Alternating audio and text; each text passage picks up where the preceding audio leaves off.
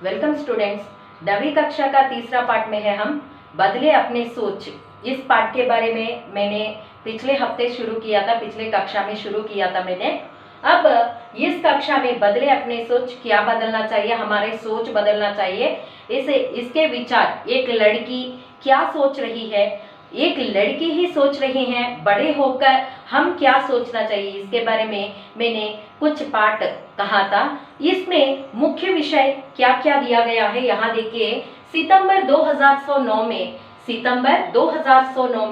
संयुक्त राष्ट्र संघ में 13 वर्ष की एक लड़की ने युगरत्ना श्रीवास्तव, उस लड़की का नाम युगरत्ना श्रीवास्तव 2009 లో సెప్టెంబర్ 2009 లో సంయుక్త రాష్ట్ర సంఘంలో యుఎన్ఓ అని అంటాం మనం దీన్ని, యునైటెడ్ నేషన్ ఆర్గనైజేషన్ అన్నమాట.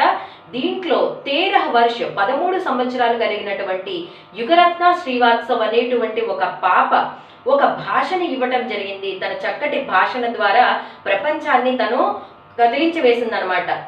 వేటి గురించి ఆమె మాట్లాడింది, ఏమేం నెగటివ్ పాయింట్స్ ఉన్నాయి మనకని మాట్లాడారు ఆమె. హిమాలయ పిఘల్తా జా రహా హై, హిమాలయాలు కరిగిపోతున్నాయి.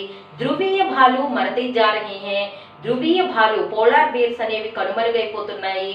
साफ पानी, हर 5 में एक को साफ पानी नहीं मिल रहा है, ప్రతి 5గురిలో ఒకరికి మంచినీరు అనేది దొరకట్లేదు. पेड़ पौधों के कोने के कगार पर है, చెట్లు చేమలు అనేవి చాలా మట్టుకు పోతూ ఉన్నాయి. ఎక్కడక్కడో చెట్లు అనేవి కనిపించట్లేదు, గాలి సరిగా ఉండట్లేదు మనకి.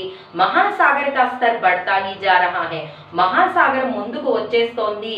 ఇలాంటి కష్ట సమయం గురించి, ఇలాంటి విషయాలన్నిటి గురించి మన భూమి మీద ఏమి జరుగుతోంది, మన వాతావరణంలో ఏం జరుగుతోంది, మనం ఎటువంటి ప్రపంచంలోకి వెళ్ళిపోతున్నాము, ఎటువంటి నెగిటివ్స్ లోకి మనం వెళ్ళిపోతున్నాము అనేటువంటి వాటి గురించి ఆమె చెప్పింది. ఈ పాయింట్స్ అన్నిటి ద్వారా మన భూమిని మనం కాపాడుకోవాలి. అప్నీ ధరతి బచానీ హోగి, ఇలాంటి మైనస్ పాయింట్స్ అన్నిటి నుంచి కూడా మన యొక్క భూమిని కాపాడుకోవాలి అనే విషయం గురించి ఈ పాప చక్కగా యుఎన్ఓలో మాట్లాడటం జరిగింది. ఇంకా భవిష్యకి పీఢీకో, నెక్స్ట్ జనరేషన్ కి మనము మజబూత్ ఇరాదా, చక్కటి ప్రపంచాన్ని మనం ఇవ్వాలి అనేటువంటి ఒక దృఢమైనటువంటి సంకల్పాన్ని మనము ఉంచుకోవాలి మనసులో అని చెప్పి ఆ పాప చెప్పడం జరిగింది. లాస్ట్ క్లాస్ లో మనం ఇక్కడ వరకు చెప్పుకుందాం, నెక్స్ట్ కంటిన్యూ చేద్దాం. ఇక్కడ నెక్స్ట్ కంటిన్యూ చూడండి. థర్డ్ లెసన్ లో ఉన్నామని చెప్పుకున్నాం కదా. బదలే అప్నీ సోచ్, పేజ్ నెంబర్ 12 లో చూడండి, వెనక్కి తిప్పండి పేజ్. हमारा आपसे निवेदन है, आप हमारी आवाज सुने. भविष्य के लिए मजबूत इरादों की जरूरत है, मजबूत नेतृत्व की जरूरत है. మజబూత్ ఇరాదా, ఇరాదా అంటే మనం తీసుకునేటువంటి డెసిషన్స్ ఏవైతే ఉన్నాయో అవి కరెక్ట్ గా మనం తీసుకోవాలి. ఇంకా చక్కటి లీడర్ అనేవాడు మనకి ఉండాలి. ఎప్పుడైతే నేతృత్వం అంటే లీడర్షిప్ అనమాట, నేత అంటే లీడర్ అనమాట. ఎప్పుడైతే ఒక చక్కని లీడర్ చేతిలో మనం ఉండి మన యొక్క కార్యక్రమాలన్నీ కూడా అంతే సవ్యంగా సాగుతూ ఉంటాయి. కాబట్టి చక్కటి లీడర్షిప్ క్వాలిటీస్ ఉన్న వ్యక్తి అనేవాడు మనకి, నేతలు అనేవారు మనకి ఉండాలి అని చెప్తుంది. నెక్స్ట్ కంటిన్యూ చూడండి, పేజ్ నెంబర్ 12 లోనే లాస్ట్ లో చూసుకోండి. हाईटेक समाज बना लेने या बैंकों में करोड़ों रुपये जमा करने से हम अपनी धरती नहीं बचा सकते. ఇక్కడ ఈ పాప ఏమంటోంది, హైటెక్ సమాజ్ బనానేసి, హైటెక్ సిటీ మనం ఒకటి తయారు చేసుకున్నామండి. మాది పెద్ద సిటీ, ఒక బెంగళూరు అనేది పెద్ద సిటీ, హైదరాబాద్ అనేది పెద్ద సిటీ. హైటెక్ సమాజం ఇలా మనం నెలకొల్పుకుంటూ వెళ్తున్నాం. అలాగా ఉండి బ్యాంకుల్లో కొన్ని కోట్ల రూపాయలు మనంతట మనం ఇండివిజువల్ గా బ్యాంకులో డబ్బులు కూడబెట్టుకున్నంత మాత్రాన ఎటువంటి పనులు అవ్వవు. ఎవరికి వారి స్వలాభం అనేది చూసుకోకూడదు అని చెప్తుంది. మరి ఏం చేయాలి, హమ్ అప్నీ ధర్తీ బచానీ హోగి, మన యొక్క భూమిని మనం కాపాడుకోవాలి. బ్యాంకులో కోట్ల రూపాయలు ఉన్నంత మాత్రాన, హైటెక్ సమాజాన్ని నెలకొల్పినంత మాత్రాన ఒక చక్కటి భూమిని, వాతావరణాన్ని మనము తయారు చేయలేము. దాని కంటిన్యూషన్ చూడండి, పేజ్ నెంబర్ 13 లో ఉంది. యహా హమ్ పర్యావరణ కి సమస్య సుల్झाने के लिए ही एकत्रित नहीं हुए हैं. మరి ఆ పాప ఇంకా ఏమని చెప్తోంది, తన యొక్క సంభాషణ ఇంకా ఏమని కొనసాగిస్తోంది. యహా మనము ఇక్కడ మనము పర్యావరణకి సమస్య, కేవలం పర్యావరణ సమస్య గురించి మాట్లాడుకోవటానికి మట్టుకే, సుల్झाना అంటే సొల్యూషన్ అన్నమాట. దీని ఒక్కదాని గురించే మనము ఏకత్రిత్ మని ఏక్ జగह సమూహ हो जाना, ఒకే చోట ఉండడం అన్నమాట. ఒక చోట కలిసి ఉండలేదు, బల్కి కానీ ఎందుకు మనం ఇక్కడ సమావేశమయ్యాము, లోగోं की सोच बदलने के लिए भी एकत्रित हुए हैं. ప్రజల యొక్క ఆలోచన, సోచ్ అంటే థాట్స్ అన్నమాట, ఆలోచనలు మనము మార్చాలి. ఏకత్రిత్ హోనా, యహా షామిల్ హోనా. अब हर बालक को, ఇప్పుడు ప్రతి ఒక్క పిల్లవాడు కూడా పర్యావరణ కి శిక్షాకి ప్రతి శిక్ష అంటే ఏంటి, ఎడ్యుకేషన్ అని అర్థం అన్నమాట, విద్య అని అర్థం. శిక్ష అంటే విద్య.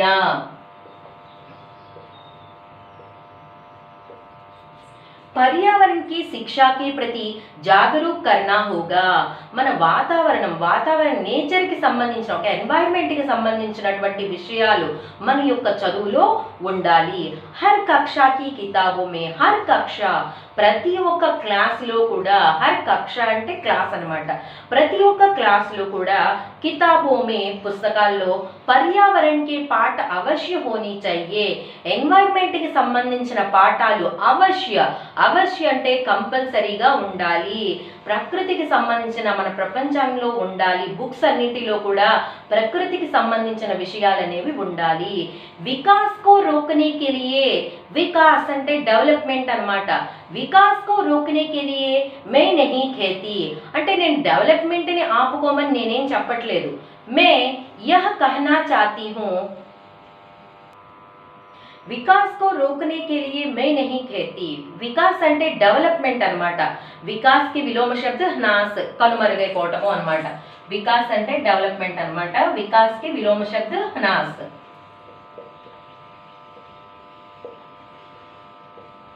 विकास को रोकने के लिए मैं नहीं कहती, డెవలప్మెంట్ అని ఆపమని నేను చెప్పట్లా. मैं यह कहना चाहती हूँ, నేను ఇది చెప్పాలని అనుకుంటున్నాను. మై అంటే ఎవరిక్కడ, యుగరత్న శ్రీవాత్సవ్ ఐక్యరాజ్య సమితిలో భాషనిస్తుంది కదా, ఏమని చెప్తుంది, యహ कहना चाहती हूँ, నేను ఇది చెప్పాలనుకుంటున్నా. ఇదంతా ఆమె యొక్క మనోభావన అన్నమాట. 13 సంవత్సరాలు కలిగిన ఒక పాప ఈ విధంగా మాట్లాడుతోంది. జైవమిత్ర తగ్నికో మే బడౌతారీ హోనా चाहिए. బయోమెట్రిక్ అన్నమాట, బయోమెట్రిక్ టెక్నాలజీ అన్నమాట. జైవమిత్ర టెక్నిక్ అంటే బయోమెట్రిక్ టెక్నాలజీ అనండి. బడౌతారీ హోనా चाहिए. బడౌతారీ అంటే ఎక్కువగా ఉండటం, డెవలప్ అవ్వటం అన్నమాట. డెవలప్ అవ్వటం అనేది ఉండాలి. జో సస్తి ఔర్ అచ్చి హో, మరి ఆ బయోమెట్రిక్ టెక్నాలజీ అనేది ఎలా ఉండాలట, చాలా తక్కువ ధరకి లభించేలాగా ఉండాలి, అందరికీ లభించేలాగా ఉండాలి. చాలా కాస్ట్లీగా ఉంటే కనుక మళ్ళీ దాన్ని ఎవరు వినియోగించుకోలేరు. కాబట్టి జో సస్తే ఔర్ అచ్చి హో, చీప్గా ఉండాలి, వాల్యుబుల్గా ఉండాలన్నమాట. చాలా విలువైన సమాచారాన్ని మనము వాటిలో ఇవ్వగలగాలి. అటువంటి మనం టెక్నాలజీని ఉపయోగించుకోవాలి. ऐसी संसाधनों का उपयोग करना चाहिए.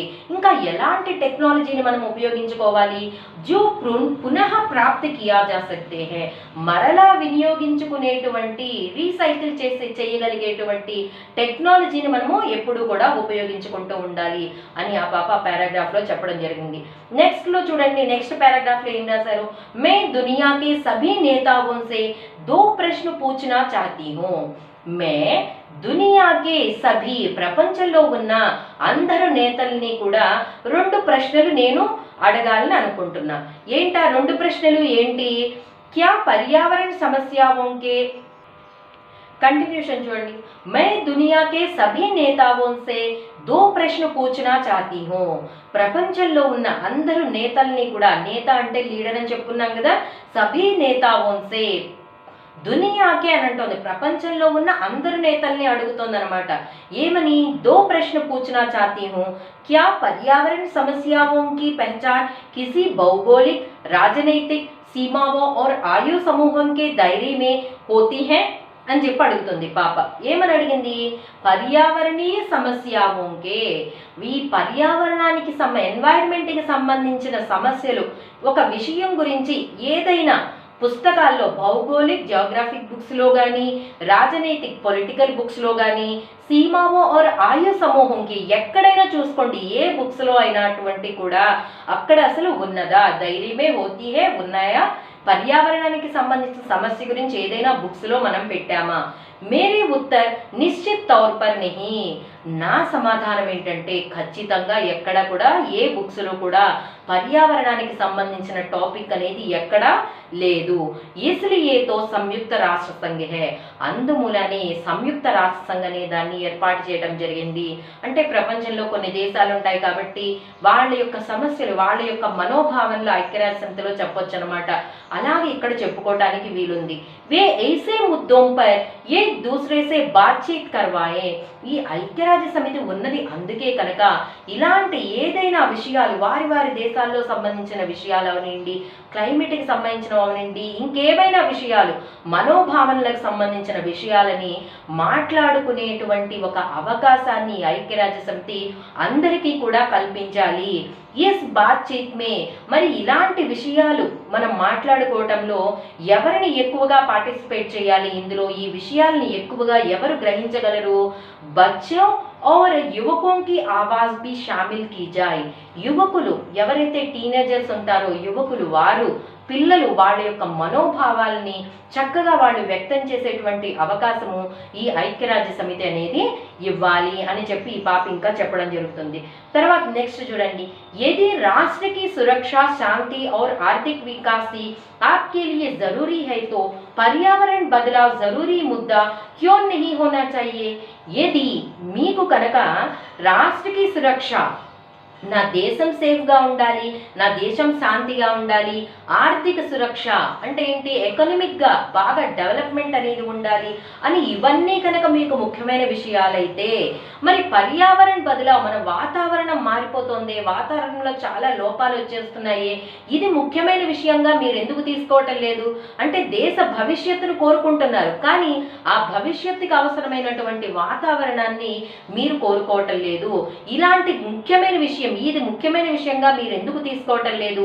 మే ఆశా కర్తీ హూ కి సంయుక్త రాష్ట్ర సంఘ మానవీయ దృష్టికోణం సే సోచేగా, నేను అనుకుంటున్నాను, నా మనసులో ఏమని భావిస్తున్నానంటే మానవీయ దృష్టికోణం, మానవతా దృక్పథంతో ఆలోచించండి.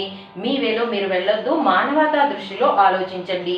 పురాణి బాతోంకో భూల్కర్, పూర్వపు మాటలన్నీ మర్చిపోండి, ఇంతకు ముందు ఏం జరిగిందనేది మర్చిపోండి. నయే కదం ఉఠాయే, ఒక కొత్త అడుగుని మనము వెయ్యాలి.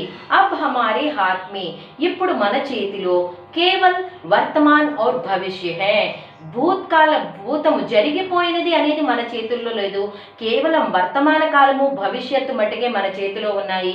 అబ్ హమే ఐసే కుచ్ కర్నా హోగా జిస్సే భవిష్యకి సంరక్షణ హో, ఇప్పుడు మనం చేసే ఏ పని అయినా కూడా మన భవిష్యత్ తరాల వారికి సంరక్షణ హో, చక్కగా సంరక్షించేలాగా ఉండాలి, సేఫ్గా ఉండేలాగా ఉండాలి, అటువంటి విషయాల గురించి మీరు ఆలోచించండి అని చెప్తుంది. ఇంకా ఏం చెప్తోంది, ఆదరణీయ నేతాగణ్ जब आप कोई नीति बनाए तो हम नादान बच्चों और लुप्त होते जानवरों के बारे में सोचो. नादान, नादान అంటే నా సమజ్ అన్నమాట.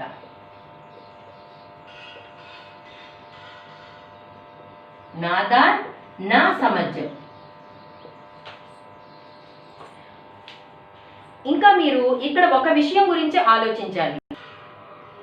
आदरणीय नेतागण, जब आप कोई नीति बनाए तो हम नादान बच्चों और लुप्त होते जानवरों के बारे में भी सोचो. మీరు ఎప్పుడైనా ఒక రాజకీయాన్ని, ఒక రాజ్యాంగాన్ని తీసుకువచ్చేప్పుడు మాలాంటి అమాయకత్వం కలిగిన పిల్లల గురించి ఆలోచించండి, ఇంకా జంతువుల గురించి కూడా, కనుమరుగైపోతున్న జంతువుల గురించి కూడా ఆలోచించండి. महात्मा गांधी जी ने कहा था, धरती के पास सभी की आवश्यकताओं की पूर्ति करने की क्षमता है, किसी के लालच के नहीं. మరి మహాత్మా గాంధీ గారు ఒక చక్కటి గొప్ప విషయాన్ని చెప్పారు, మన భూమాత దగ్గర అందరినీ భరాయించేటువంటి ఓర్పు అనేది చాలా ఎక్కువగా ఉంది అని చెప్పడం జరిగింది. పక్షి ఆస్మాన్ మే ఉడతా హై, పక్షులు ఆకాశంలో ఎగురుతాయి. మచిలీ పానీ మే తైరతీ హై, చేపలు నీటిలో ఈదుతాయి. చీతా తేజీ సే దౌడతా హై, చిరుతపులి చక్కగా వేగంగా పరిగెడుతుంది. లేకిన్ ఈశ్వర్నే, కానీ భగవంతుడు హమే వరదాన్ కే రూప్ మే, ఒక గొప్ప వరంగా సోచనే కే లియే బుద్ధి दी है, ఆలోచించేటువంటి బుద్ధిని ఇచ్చారు. ఇస్సే హమ్ పరివర్తన్ और సుధార్ దోనో లా సక్తే हैं, దీనితో మార్పు అనేది, బాగు చేయటం అనేది మనం తప్పకుండా తీసుకురాగలము. చలో అబ్ హమ్ ఆగే బడే, ఇప్పుడు మనం ముందుకు వెళ్ళాలి. అప్ని జన్మభూమి కో బచాలి, మన యొక్క మాతృభూమిని మనం కాపాడుకోవాలి. అప్నే ఘర్ కో బచాలి, మన ఇంటిని దేనిని కాపాడుకోవాలి, అప్ని ధరతీకో బచాలి, మన యొక్క భూమిని కాపాడుకోవాలి, ధన్యవాద్ అని పాప ఇలా ముగించడం జరిగిందనమాట. నెక్స్ట్ క్లాస్లో ఈ పాఠానికి సంబంధించిన వ్యాకరణాంశ గురించి చెప్పుకుందాం. Thank you.